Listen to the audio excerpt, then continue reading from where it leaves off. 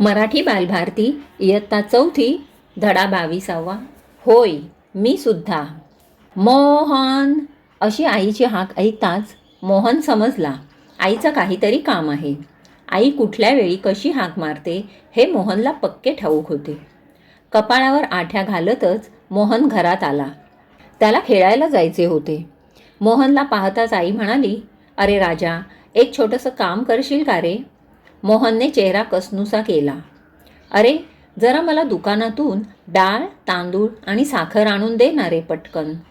मोहनने आईकडून पैसे व पिशवी घेतली आणि दुकानाकडे निघाला. दुकानदाराकडून साखर, डाळ आणि तांदूळ घेतले. दुकानदाराला पैसे दिले. दुकानदाराने परत दिलेले पैसे त्याने खिशात कोंबले. धावतच घर गाठले. मोहनने घरात पिशवी ठेवली. आईला पैशांचा हिशोब देण्यासाठी मोहनने आकडेमोड केली. कागदावर हिशेब मांडला. खिशातले पैसे काढून भराभरा मोजू लागला. दुकानदाराने चुकून 50 रुपये मोहनला जास्त दिले होते. त्याने हळूच पाहिले. आईचे लक्ष नव्हते. आई कामात होती. मोहनने थरथरत्या हाताने ती 50ची नोट पॅन्टच्या खिशात ठेवली. त्याने आईला हिशेब दिला.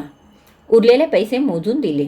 आई काही म्हणणार तोच आईची नजर चुकवत मोहन म्हणाला, आई मी खेळायला जातो. मोहनचे मित्र खेळ खेळण्यासाठी वाटच पाहत होते.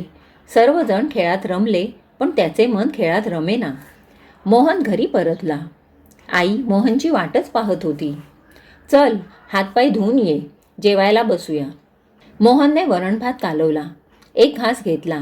एवढ्यात आई म्हणाली, अरे तू सकाळी आणलेल्या तांदळाचा हा भात आहे. काय कसा आहे तांदूळ? मोहन अस्वस्थ झाला. त्याच्या पोटात खड्डा पडला. त्याला घास गिळता येईना. घास तोंडात फिरू लागला. त्याने बळेबळे घास गिळला. वर घटाघटा पाणी प्यायला.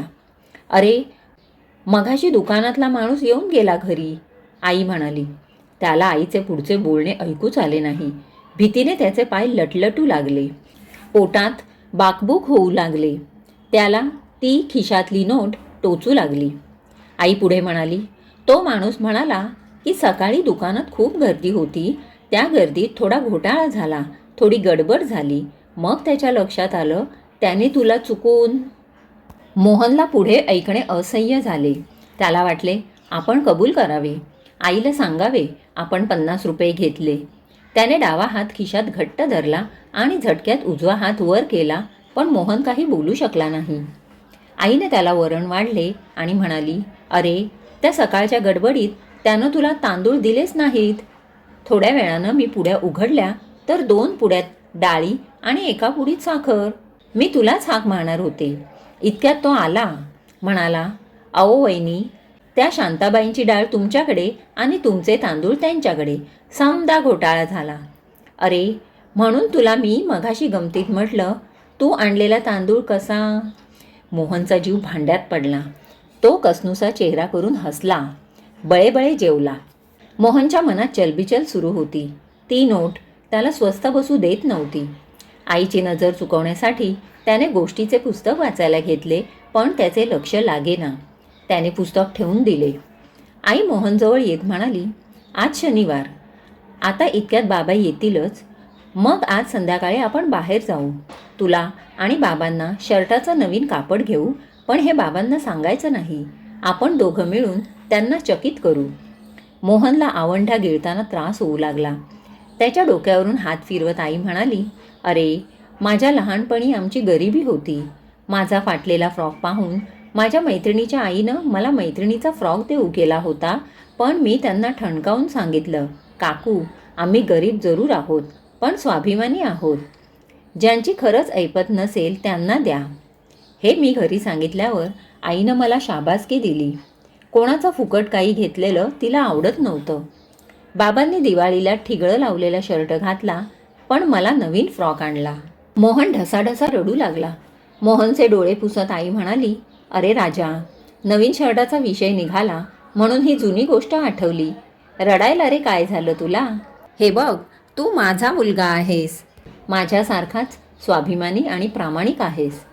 मोहनचा हात नकळत खिशावर गेला. मोहन ताडकन उठला व म्हणाला, आई मी आलो ग 1 मिनिटात. आणि चपला न घालताच घराबाहेर पडला. अरे आता कुठे चाललास उन्हाचा? ती टोपी तरी घाल रे, आणि आता येतीलच बाबा. आईचे बोलणे ऐकायला मोहन घरात नव्हताच. तो भर दुपारी रस्त्यावरून अनवाणी धावत होता. तो दुकानात गेला. दुकानदार एकटाच हिशेब करत बसला होता. मोहनने दुकानदाराला ती 50 रुपयाची नोट परत केली. म्हणाला, सॉरी, माझी चूक झाली. सकाळी मला तुमच्याकडून जास्ती पैसे आले. मला यायला उशीर झाला. दुकानदार हसला. त्याने मोहनला शाबासकी दिली. समोरच्या बरणीतले एक चॉकलेट काढून त्याने मोहनसमोर धरले. मोहनने हात जोडून पुन्हा एकदा सॉरी म्हटले आणि चॉकलेट न घेताच त्याने घराकडे धूम ठोकली. धापा टाकतच मोहन घरात शिरला. त्याला नीट बोलताही येईना. त्याला खूप भरून आले होते. त्याने आईचा हात हातात घेतला आणि म्हणाला, होय, मी सुद्धा स्वाभिमानी आणि प्रामाणिक आहे तुझ्यासारखा. होय, मी सुद्धा. राजीव तांबे.